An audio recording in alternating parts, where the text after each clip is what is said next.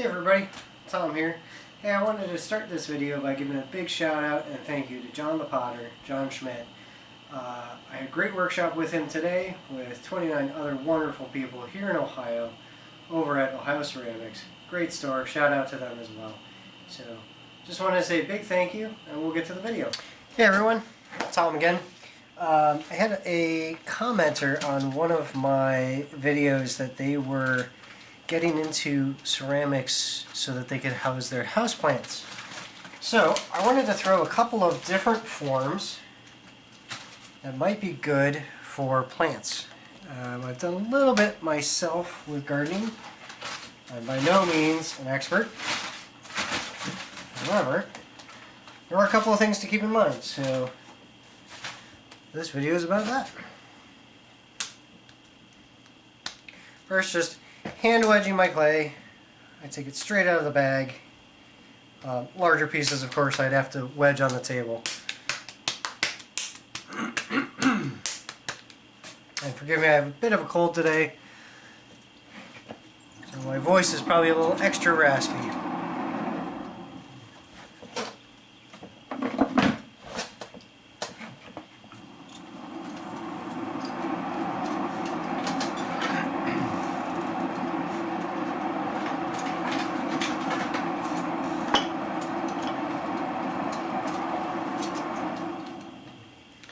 Alright, let's check this one. This is 9 ounces of clay, rather small. Good size for making something that would house a succulent or an herb. Not a particularly big piece.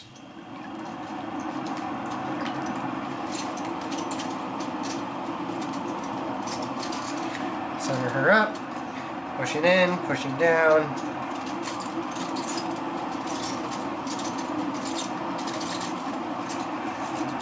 See that.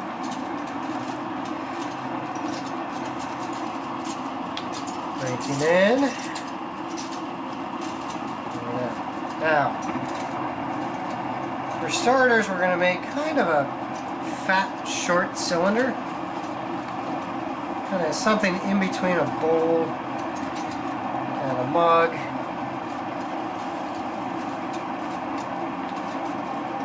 And if you're going to leave it unglazed on the inside, which is not a bad idea if you're doing plants, because it will soak up the water and then release it back to the plant over time, kind of like one of those little watering things. So you can leave the walls a little bit thick, not terribly thick, but a little bit thick, 1/4 inch maybe. And now what I'll do is make something that looks kind of like my ice cream bowls. Wide, rounded out with a slightly inward pitched top. That will give your plant the most amount of room for its roots without exposing a whole lot of the top of the plant to the air. Top of the soil to the air, I should say. Some people call these fallen-in pots because the top looks like it's almost fallen in.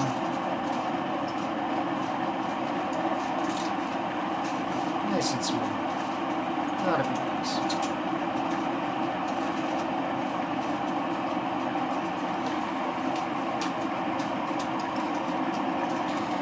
What this does, keeping the top a fair bit smaller than the belly,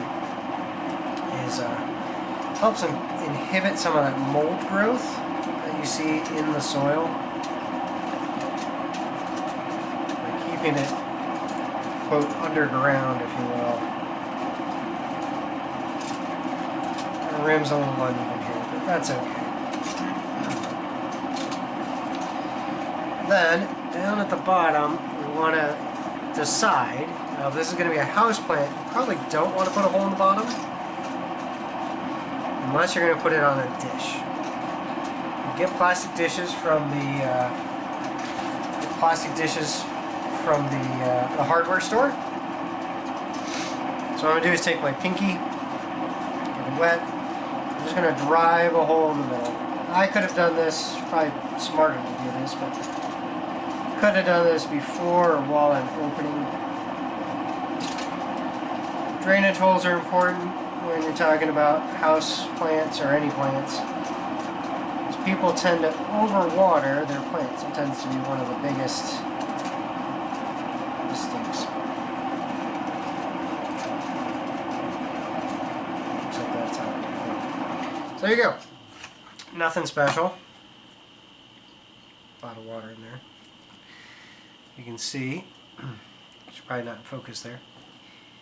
There's a nice little hole in there. Nice little round bellied item. Actually, I'm going to clean up the bottom here a little bit more because I don't like to trim. If I can help it, I won't trim. Take a curved tool here. Get some of this out.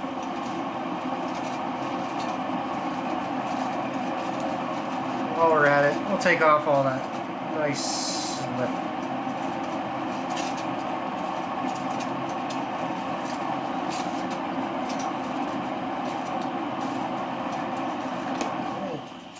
And we cut her off. Cut her off, transfer, put her aside.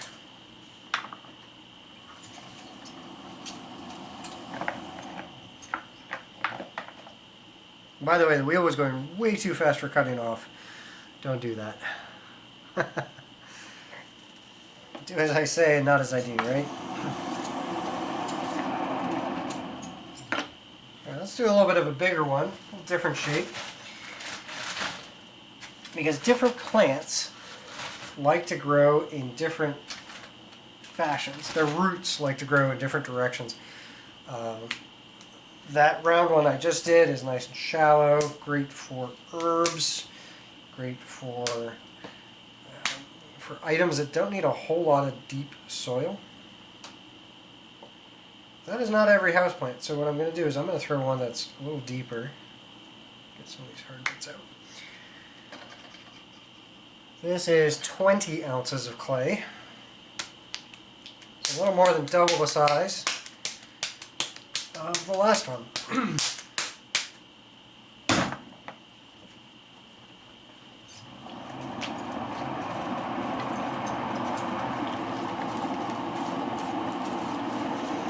Bigger piece, I'll cone it up a little bit more.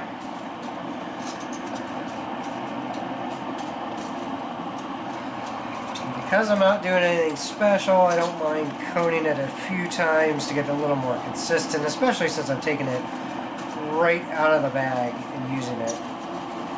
And really prepare my clay any special way today. I'm going to center this kind of tall. Even and tall.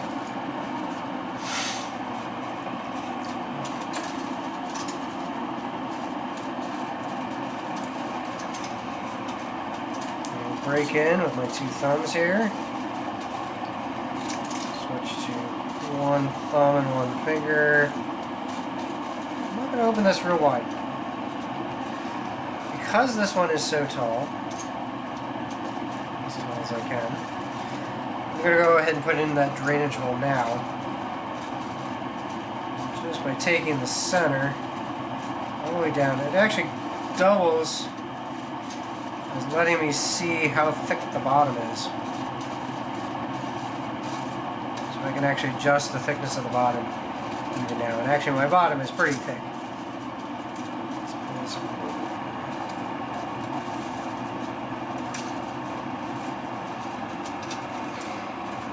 Only in pottery can you say my bottom's a little thick and not mean something entirely different.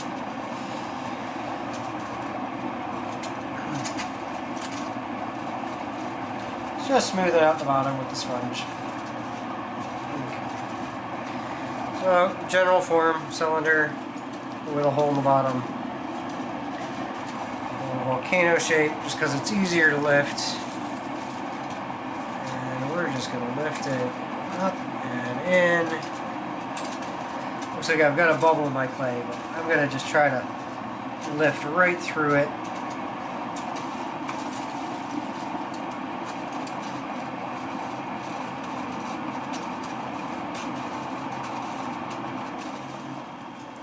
Yeah, my wheel is still going pretty fast.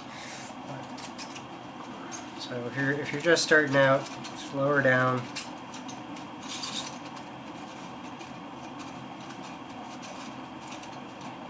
Definitely get finer control. Thinner walls, more even walls if you're going a little bit slower. There is a too slow. There's of course a too fast. This one I'm going to go ahead and take off my throw lines, clean up my bottom. Caught there.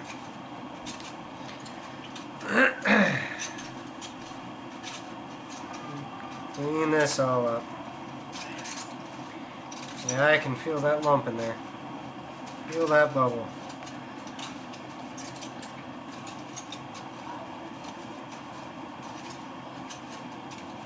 Looks like I got my tool caught in here, so I'm going to speed up again, see if I can't correct that a little bit. You can see that lumpy bit. That's from getting my tool caught. So sometimes speeding back up helps you kind of even that out, recenter it a little bit. Gives you the speed you need, the power you need on the wheel to fix that. It's still gonna be a little lumpy. I'll probably fix that in trimming.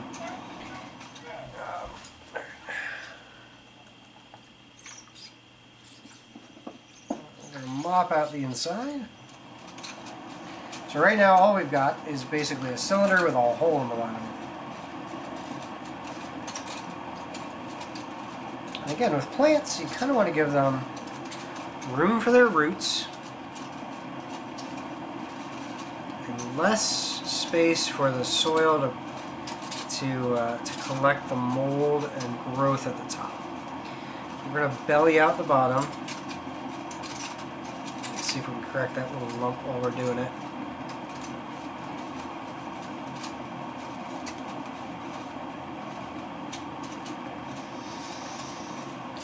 And we're going to kind of bring the top back in.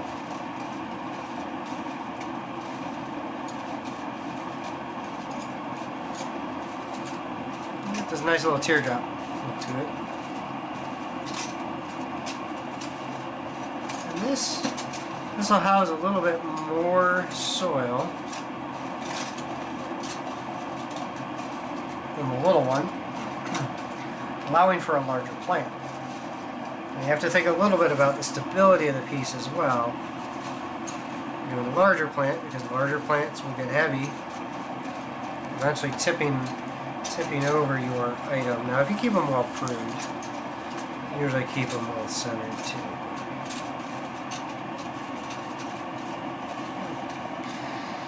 Nice and clean looking lines here.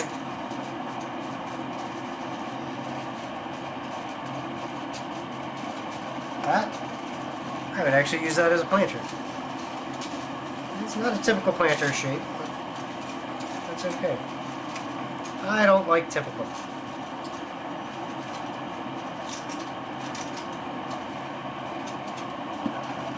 Let's try this one.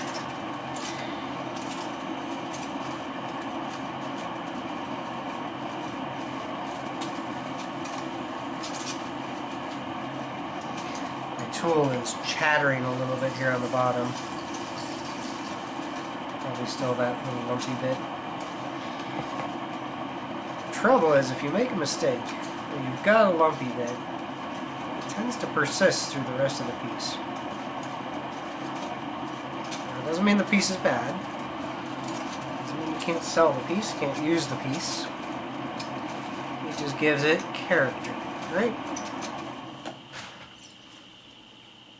Alright, so that's 20 ounces. Not huge. Also a little thick. This one in particular, I probably won't glaze the inside because I want that watering effect. Hey everyone, sorry, it looks like our last clip cut off a little bit short. Apparently my card has a limit for time. So I wanted to show you what the final results were, at least.